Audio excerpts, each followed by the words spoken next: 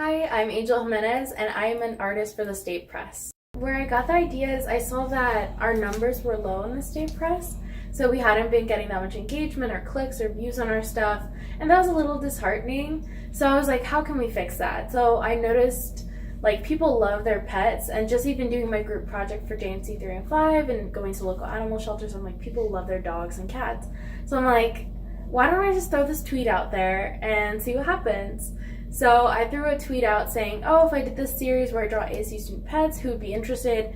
It got positive feedback, like over 3,000 views overnight, and everyone voted like 100% like yes. I've always been very passionate about animals. When I was little, I was like, I'm gonna be a veterinarian, but then I don't like science. So I'm a journalist, but I cover animals here and there. When it comes to art, I've always done it since I was little. So I would be watching TV and just drawing things. And then in high school, I was in a school of the arts. So after school, I'd be there for 3 hours a day, every day, working on my art and painting and drawing.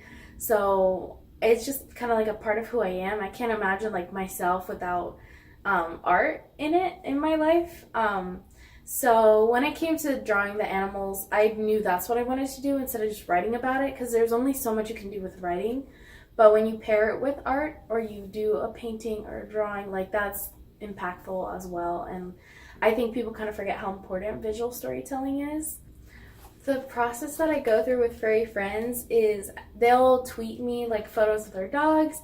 So then once I get that, I'll take that and I'll put it on my laptop. So I'll save the images and I'll make a little folder for each animal. So that's kind of how I've kept everything organized. And then my boss has me doing anywhere from 2 to 4 a week.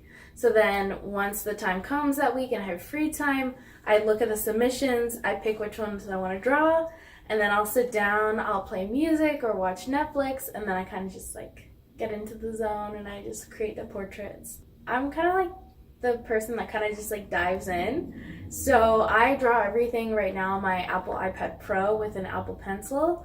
And the app I use is Procreate, and I have a whole bunch of different brushes in there and stuff. So that's the software I use to create everything. If I didn't have that background, then I wouldn't really be able to apply it to digital, because like layers and all those different things that I do and the different brushes I use are similar and mimic what I would do traditionally.